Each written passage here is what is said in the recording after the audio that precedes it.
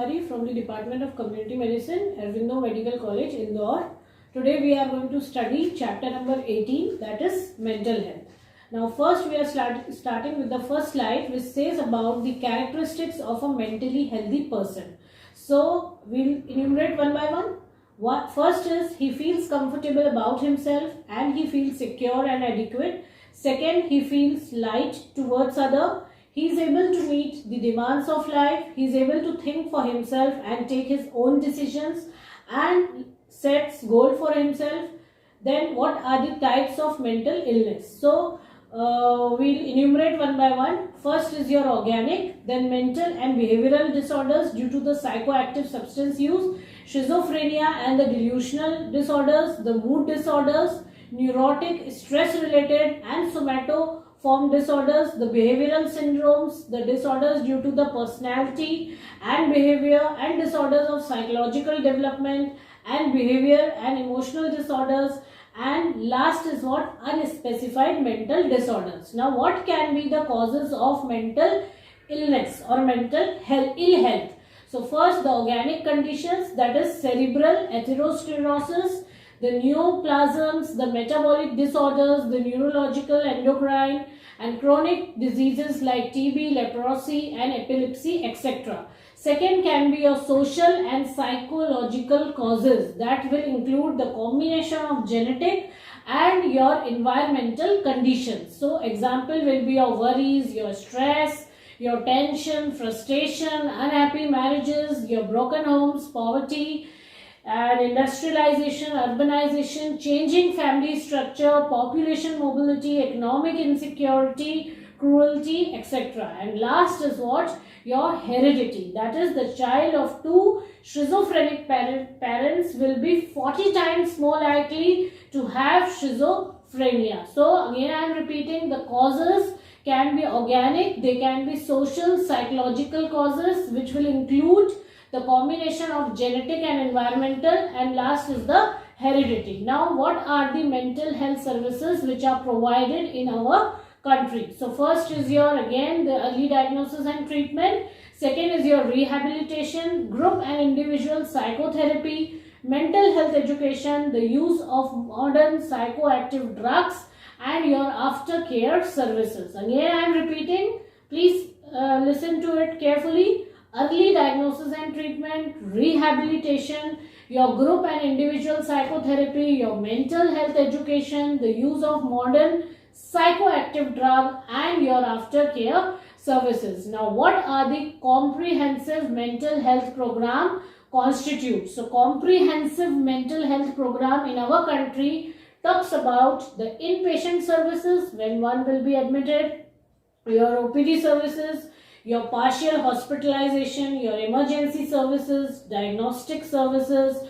your pre-care, aftercare services, your educational services, training, research and evaluation. So it's very simple. If once ask you about the mental health program also, you can enumerate all these points. Again I am repeating, the inpatient services, outpatient services, partial hospitalization, the emergency services, your diagnostic services, your pre-care, aftercare, educational services, training, research and your evaluation. Now we'll study something about alcoholism and the drug dependence.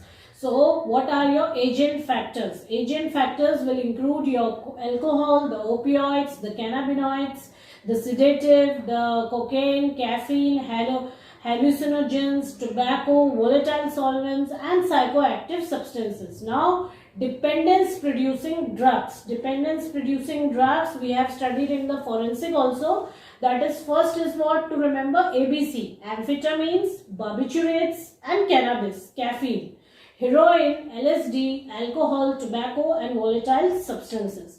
Now the next is, these were the agent factors. Now coming to the host factors. Drug dependence, right?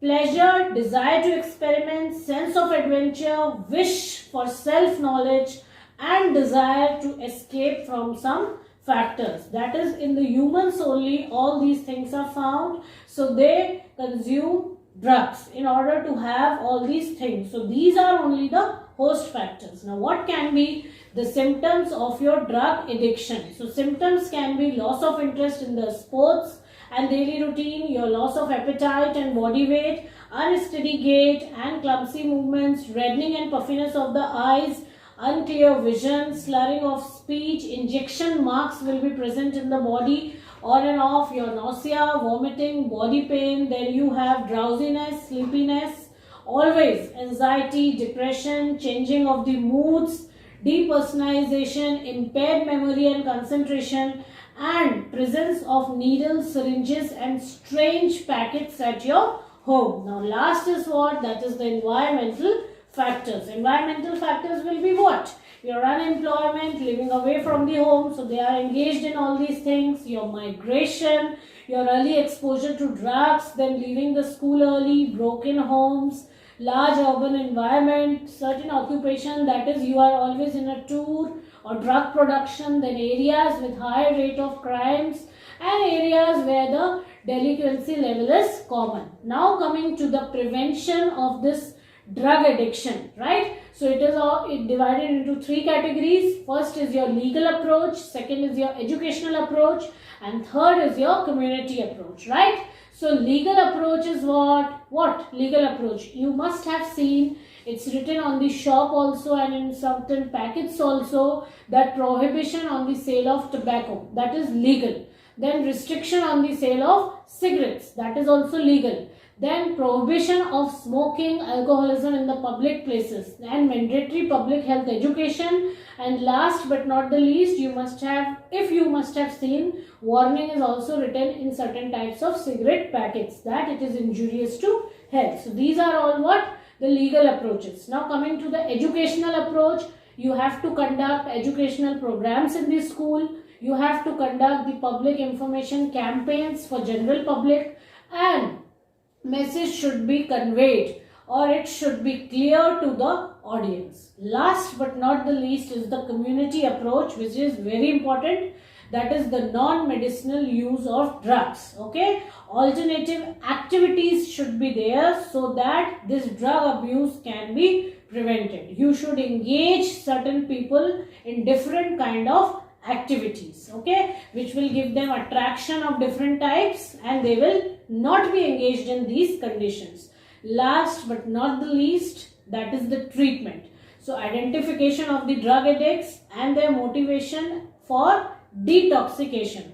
Then detoxication will require hospitalization. Post detoxication counseling will be there, follow-up will be there, and last but not the least is what? Your rehabilitation. For rehabilitation, you will have vocational training and provision of sheltered work opportunities, right? So in this chapter, this was the end of the chapter. It's a very short and simple chapter. Few questions asked. First is the classification of mental disorders.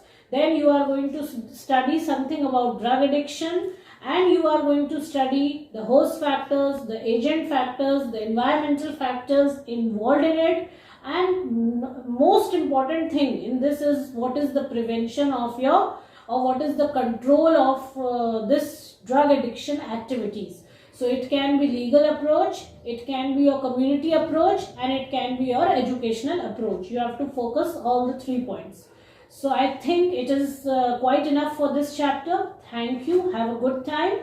And please see the MCQs, solve them sincerely, and meanwhile, after solving them, please check your answers also along with the end of this presentation. Thank you. Have a nice time.